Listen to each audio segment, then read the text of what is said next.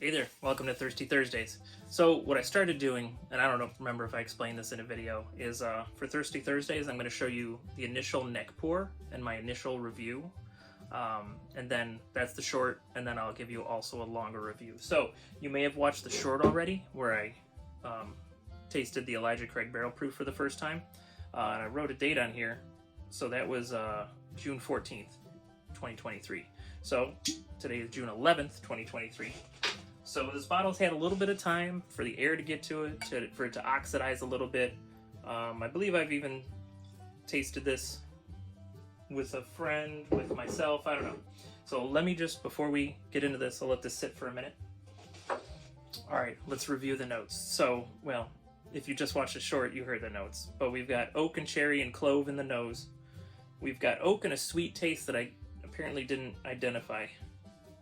And then the finish, I have it just listed as smooth. So it was a nice, easy drinking. Let's see, are we calling this a bourbon, Elijah Craig? Kentucky Straight Bourbon Whiskey, we are. So just a reminder, or in case you didn't watch the short, it's the barrel proof. It's 124.2 proof, so that's 62.1% alcohol by volume. It's 11 years, 5 months old. They just couldn't wait 6 months to give us a 12-year. Oh well. Batch number B523. So again, that's Elijah Craig Barrel Proof. I don't think it's particularly hard to find, at least not in the Ohio market. So hopefully you can get it where you're at, or hopefully you have someone you can get it from, or take a vacation to Cleveland and come see Izzo. Okay, that's a very nice nose. So I think I said oak and cherries. I agree with that still. Oak, cherry, and clove. I still agree with that. So the cherries are probably the weakest of the three. The oak and the clove are more prominent.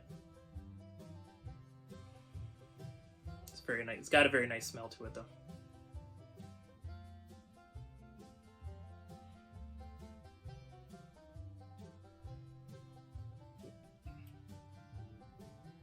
A lot of wood on that palate. So the clove,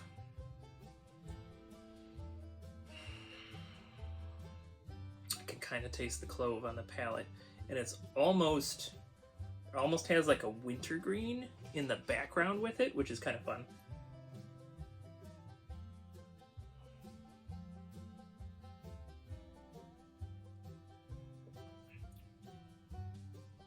There's just a hint of wintergreen now, which that's nice.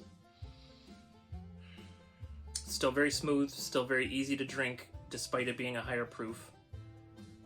Again, I believe it's 124 proof. It doesn't really drink like that. It drinks very smoothly.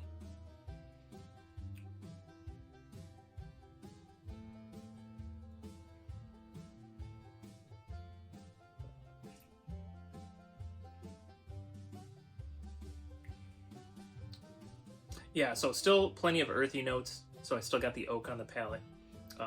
But it does have, it has changed just a little bit. It's added just a touch of wintergreen, not very strong, not very sweet, as far as wintergreen goes. But between the clove and the wintergreen, there's just enough sweetness. I think that's the sweet note that I was hunting for when I sampled this originally. But let's go for a third nose and a third taste. Or is that the fourth? I'm not sure.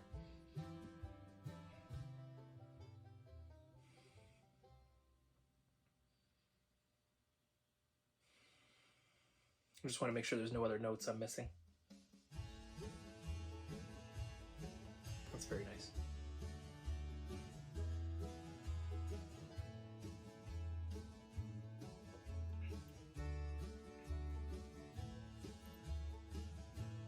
Yeah, nothing new to report on that sip. So that's a very nice pour. So again, it's a little higher proof, but it drinks like a lower proof bourbon, and you could always add water to this if you needed to proof it down a little bit for yourself. So I would definitely recommend picking yourself up an Elijah Craig Barrel Proof. I will try to do better about letting you know what I paid for these things. And of course, different markets, like I was just up in Michigan, the Buffalo Trace around here is usually like $29, $30. When you can get it, can't always get it. Up in Michigan, it seemed like Buffalo Trace was readily available. Actually, you might notice I have 3 of those now. So I picked up one of those in Michigan. Is very abundant in Michigan from what I saw. And the lowest I saw the Buffalo Trace for just the 750 milliliter size was $26, so basically at retail. And I saw it for $27. Someone else had it for $30 up there, which is closer to Ohio prices. But I'll try to do better about letting you know what these cost, so that way that'll aid in your decision on whether you should look for a bottle. And also, if I tell you what I paid for it, you find it, you'll know, you'll see. Maybe your price is lower, maybe your price is higher.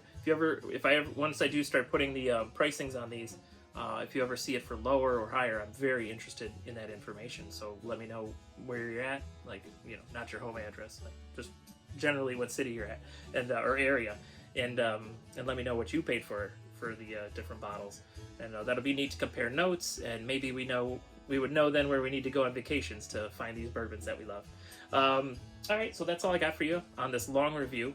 If you haven't watched the short yet, go ahead and watch the short. Almost a month ago, I recorded my initial thoughts on this bottle. And thanks for hanging out at Izzo's place. Come on again sometime.